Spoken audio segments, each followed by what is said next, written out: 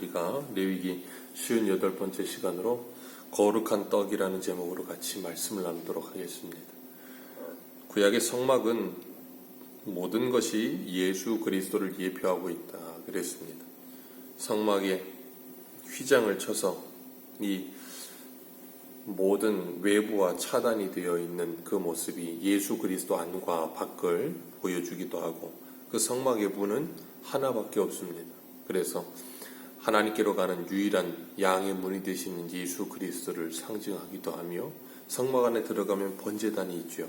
그 번제단에서 양을 잡아서 온전히 태워 하나님께 향기로운 향기가 되게 하듯이 예수 그리스도의 십자가의 대속의 죽음의 사건을 말씀하시고, 그 번제단을 들어가면 물두멍이 있어요. 물두멍에서 제사장들이 모든 피와 더러운 것들을 씻듯이 우리가 예수 그리스도의 피로 씻음을 상징하고 있고, 이 물두멍을 지나면 이제 성막이 있어요.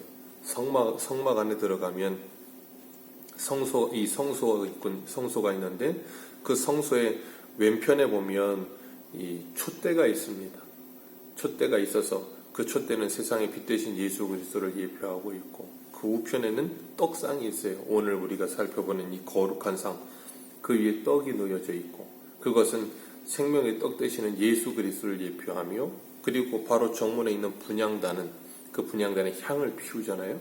그래서 성도들의 향기라 그렇게 이야기하고, 지성소와 성소를 가르는 휘장이 있고, 그것을 자신의 육체로 찢으셨다 그렇게 말씀하시는 것처럼, 그리고 그 안에 들어가면 법궤가 있어요. 거기는 지성소라 그래서 그 법궤의 뚜껑을 씌은 좌라고 이야기했죠. 은혜가 베풀어지는 자리. 그 예수 그리스도의 보혈로 하나님의 은혜가 베풀어지고 하나님의 임재의 장소라 그랬어요. 그런데 오늘 보게 되는 것이 바로 그 우편에 있는 성소 안에, 이 성막의 성소 안에 있는 우편에 있는 떡상입니다.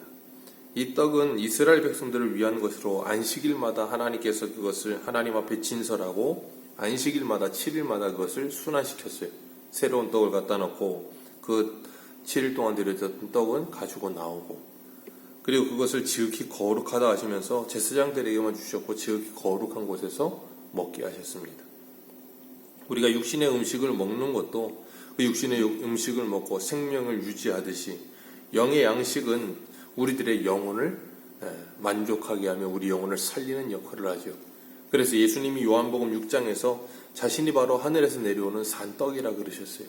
그래서 이 떡을 먹는 자, 이 음료를 먹는 자는 영원하게 살 것이다, 영생을 얻을 것이다 그렇게 말씀하셨어요.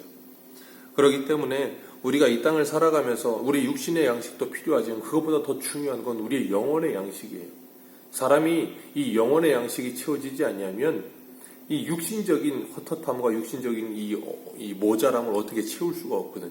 그래서 우리가 가을이 되면 이 독서의 계절이라고 하잖아요. 그래서 사람들이 책을 읽으면서 영혼의 양식을 얻는다 그렇게 이야기를 하는데, 독서를 통해서도 영혼의 양식을 얻지만 가장 위대하고 가장 아름다운 우리 영혼을 만족하게 하는 양식은 하나님의 말씀밖에 없어요. 이 세상에 아무리 좋은 책도 우리의 영혼을 영원히 만족시켜 주지 않아요. 그런데 유일하게 하나님의 말씀만이 우리의 영혼을 부유하게 하며 만족하게 합니다. 그렇기 때문에 우리가 이 말씀을 통해서 하나님의 은혜를 날마다 사모해야 될 줄로 믿습니다. 오늘 5절에 보면 이 떡을 하나님께서 만들게 하셨는데 12를 구워가지고 상에 6줄씩 이렇게 진설하라 그러셨어요.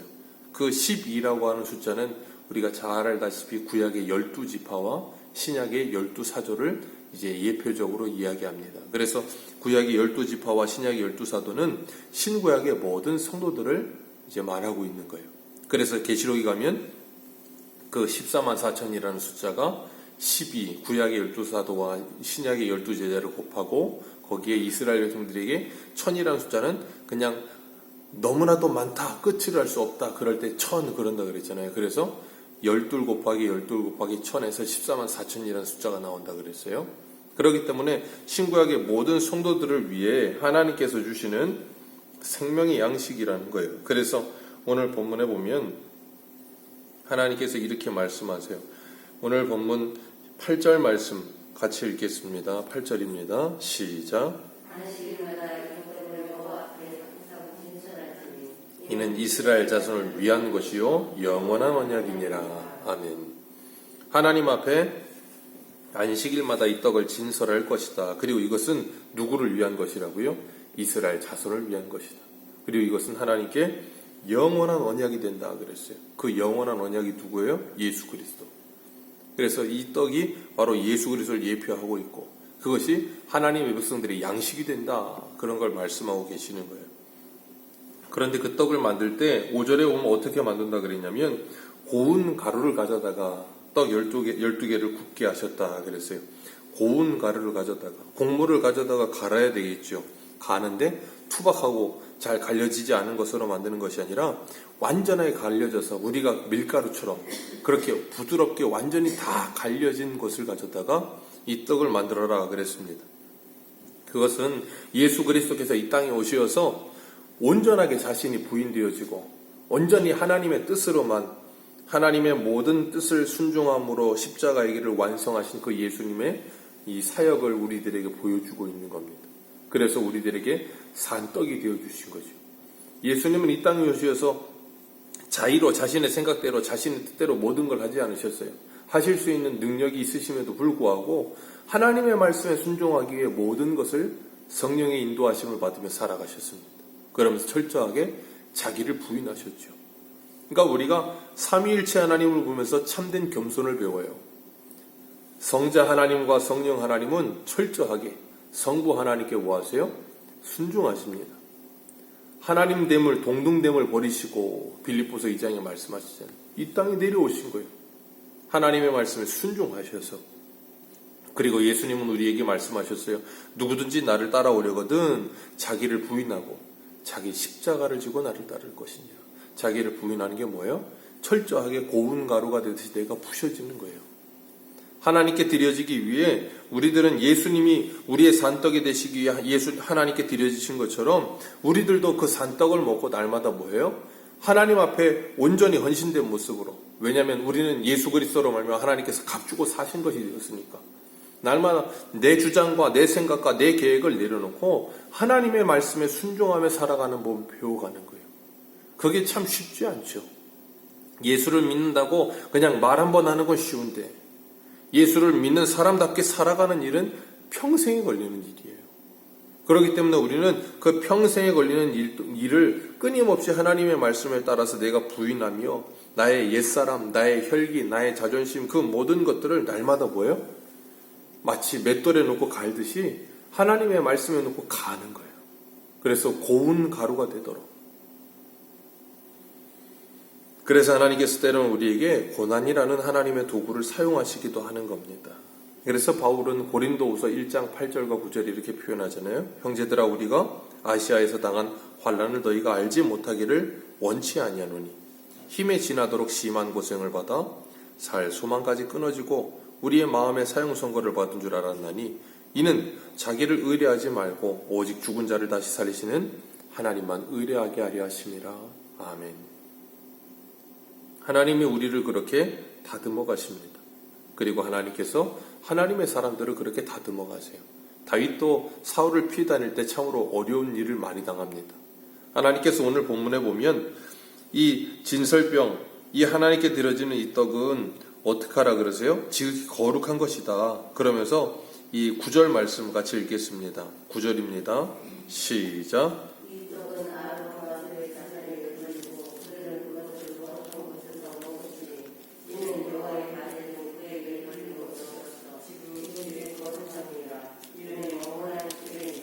아멘.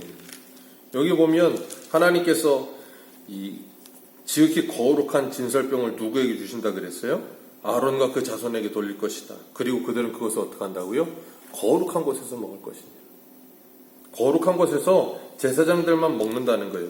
왜 그런가 하면 그것은 지극히 거룩하여 하나님께서 그들에게만 돌린다고 말씀하셨어요. 그런데 이 사무엘 상에도 보면 다윗이 사울을 피해서 도망 다닐 때 사울이 다윗을 죽이려고 할 때 다윗이 사울을 피해서 도망 다니다가 뭐 하게 되는가 하면 하나님의 제사장에게 찾아가가지고 먹을 걸 구걸합니다. 아벨달이라고 하는 하나님의 제사장에게 가서 먹을 걸 구걸하면서 뭐라 하냐? 먹을 걸 좀 달라고. 그랬더니 뭐라 그러냐면 나에게 있는 것은 이 거룩한 떡 외에는 없다고. 그러면서 뭐라 그러냐면 너희들이 여자를 가까이 하지 아니하고 뭐 더러운 것을 가까이 하지 아니했으면 이 떡을 가져서 먹어라 그래요. 분명히 하나님 율법에서 뭐라 그러세요? 이건 거룩한 것이니 너희들이 어디서 거룩한 곳에서 너희들이 먹어라. 아론의 후손들 제사장들만 먹어라. 그런데 그것을 누구에게 줘요? 다윗에게 줍니다. 그것을 통해서 분명하게 알고 있는 게 뭐냐면 그 아비아들 제사장은 이 거룩한 것을 먹었을 이 거룩한 떡이 이 제사장만을 위한 것이 아니라 하나님이 생명을 살리기 위하여 주시는 이스라엘 백성들을 위해 주시는 것이라는 걸 알았던 거예요. 그래서 오늘 본문에 보면 뭐라 그러시냐면 8절 말씀에 안식일마다 이 떡을 여호와 앞에 항상 진설할지니 이는 이스라엘 자손을 위한 것이요 영원한 언약이니라. 이스라엘 자손을 위한 것이요. 그러니까 이것은 제사장들이 오늘날 우리가 누구예요? 영적인 제사장이잖아요. 왕같은 제사장이라고 베드로전서에 말씀하고 있잖아요. 우리 모두가 바로 예수 그리스도를 생명의 양식으로 얻으며 살아가는 존재들이라는 거예요. 그러니까 이 율법을 지키는 것이 무엇을 위한 것인지 이 제사장은 알고 있었던 거예요. 율법을 지키기 위해서 지금 저기 죽어가는 사람이 먹을 것이 없어 죽어가고 있는데 이 진설병은 거룩하니 내가 거룩한 것에서 나만 먹어야 된다라고 말하는 게 아니라 뭐예요? 저 죽어가는 일을 위해서 나눠줄 수 있어야 된다는 거예요. 생명이 우선이다라고 말하고 있는 거예요. 너희들을 위한 하나님의 떡이라 그렇게 말씀하시는 겁니다. 7절에 보면 정결한 유향을 그 각 줄 위에 두어 기념물로 여호와께 화제로 삼을 것이니라 그랬어요. 정결한 유향을 이 진설병 위에 금접시에 놓고 그 위에 유향을 함께 태워서 하나님께 진설병을 드릴 때 그것이 온전하게 드려지는 것이 되도록 그 정결한 유향을 태워드려라. 그 말은 뭐냐면 진설병을 드릴 때 유향을 태워드린다는 것은 뭘 의미하냐면 기도한다는 의미와 같은 의미를 갖거든요. 그러니까 이걸 드릴 때 그냥 드리는 게 아니라 너희들이 하나님께 기도하는 마음과 자세로 하나님께 드려야 된다라는 것을 말씀하고 있는 거예요. 우리가 하나님께 헌신할 때, 우리가 하나님께 예물을 드릴 때, 우리가 하나님께 봉사를 할 때, 우리가 하나님께 무엇을 할 때 잊지 말 것은 우리가 하고 있는 이것이 하나님께 마땅히 드려져야 되는 것이 아니라는 거예요. 하나님이 내가 이렇게 하니까 하나님은 이걸 마땅히 받으시고 마땅히 기뻐하셔야 될 게 아니라 하나님이 우리가 하고 있는 이 모든 것을 예수 그리스도 때문에 우리가 마땅히 드려짐이 되고 하나님이 마땅히 받으심이 된다는 걸 기억해야 되는 거예요. 그러지 않으면 우리는 자꾸 이걸 어떻게 하는가 하면 마치 내가 하나님께 무엇인가를 해드리고 있다라고 착각을 해요. 우리가 하나님께 무엇을 해도 하나님은 만족하실 분이 아니에요. 왜? 우리는 하나님께 뭘 해도 부족한 존재거든요. 예수 그리스도 때문에 그것이 받아들여짐이 되는 거예요. 그러니까 우리는 하나님께 무엇인가를 하면서도 하나님께서 이것을 받아주시는 것 자체가 감사함이 되는 거예요. 그런 마음의 자세와 태도를 가지고 하나님께 우리가 무엇을 하든지 하나님이 그렇게 믿음으로 하는 것을 기뻐하시는 거예요. 그러지 않은 것도 하나님이 뭘 받으시겠어요? 그리고 하나님께서 이것을 영원한 언약이라 그렇게 말씀하세요. 그리고 9절에는 영원한 규례니라 그렇게 말씀하십니다. 그러면서 뭐하게 하시는가 하면 너희들은 이것을 대대로 영원히 뭐하라? 기억하라. 그래서 제가 수요일날도 하이드리베르 교리문답하면서 성찬을 할 때 이 앞에 있는 이것이 뭐를 의미한다 그랬어요? 소강대상이 아니고 성찬상이다라고 말씀을 드렸어요. 하나님께서 우리를 베풀어 주시는 떡상이에요. 예수 그리스도가 우리의 생명 양식된다는 것을 식탁을 베풀어 주는 자리다 그 말이에요. 그렇기 때문에 우리를 위하여 주시는 거룩한 떡, 우리가 그것을 먹고 생명을 얻는다라는 것을 뭐하라고요? 영원한 언약과 영원한 규례로 지켜라. 예수님께서 뭐라 그러셨어요? 내가 다시 올 때까지 너희들은 이 성찬을 행하여 나를 뭐하라? 기념하라. 언제까지요? 영원한 기념으로. 그렇기 때문에 우리가 성찬을 행하면서 날마다 뭐예요? 하나님이 우리에게 베풀어 주신 그 은혜를 기억하는 거예요. 그래서 성찬할 때 우리는 카스테라로 하지만 요즘은 또 어떤 분들은 이렇게 딱딱한 빵을 찢어서 한다 그랬잖아요. 어떤 걸로 하든 중요하지 않아요. 그래서 오늘 본문에 보면 하나님께서 이 진설병을 어떻게 하시는가 하면 이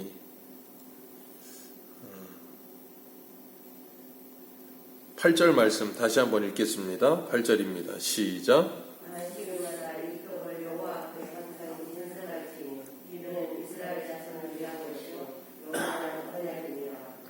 아멘. 여기 보면 안식일마다 이 진설병을 진설할 것이니라 그랬어요.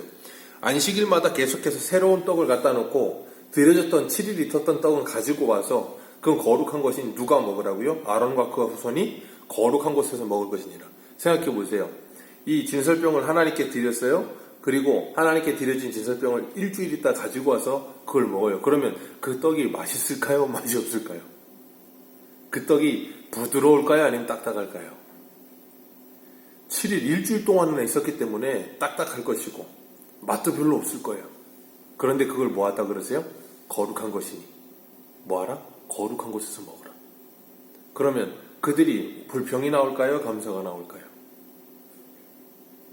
일주일을 드릴 때 차라리 어떤 생각을 할까요? 아, 저거 드렸다가 어차피 일주일 있다 다시 주실 거면 그냥 따뜻할 때 주시지. 그런 생각 안 할까요? 그런데 하나님은 그걸 하나님은 초점 두지 않으세요. 하나님께 드려지는 것이 일주일 있다 나오던 일주일 후에 나오던 부드러운 것이 나오던 딱딱한 것이 나오던 그것이 중요하지 않고 그것을 누가 주셨어요? 하나님이요. 그러니 그 하나님이 주신 것은 어떤 것이니? 거룩한 것이니 거룩한 곳에서 먹으라. 그러면서 그들에게 뭘 가르치시냐면 하나님께로부터 우리에게 주시는 모든 것은 누가 주시는 거라는 거예요? 하나님이 주시는 거라는 거예요. 그러니 그것은 거룩하고 소중한 것인지를 알라는 거예요. 우리가 이 땅에서도 그래요. 자신이 이 좋아하는 대상이나 자신이 존경하는 대상이나 우러러보는 대상이 자신에게 뭘 주면 그것이 하찮은 것이라 할지라도 그 사람의 입장에서는 그것이 뭐예요? 보물처럼 여겨져요. 그래서 축구를 좋아하는 사람들은 축구하는 선수가 운동 경기 하고 나서 그 운동 경기 90분 뛰면은 땀에 쪄들거든요, 옷이. 근데 그걸 벗어갖고 줘요. 근데 생각해보세요. 축구 좋아하지 않는 사람 입장에서 그거 받으면 얼마나 찝찝해요. 아니, 저거 남이 그냥 90분 동안 땀 흘려갖고 땀 냄새 나는 걸 뭐 좋다고 받아요. 근데 축구를 좋아하는 사람 입장에서, 그 팬인 입장에서는 그 사람이 그거 주면 그거 빨지 않아요. 빨지도 않고 내가 좋아하는 그 축구 선수의 땀 냄새라 그러면서 그거 걸어놓고 그 사인 받아서 그냥 대대 갑으로 가다 놓지. 그러니까 그런 걸 통해서 우리에게 하나님 뭘 보게 하시는가? 하나님이 우리에게 준 이 진설병은 내 입장에서 이것이 부드러운 떡이 있던 딱딱한 떡이 그게 중요하지 않은 거예요, 지금. 누가 주셨어요?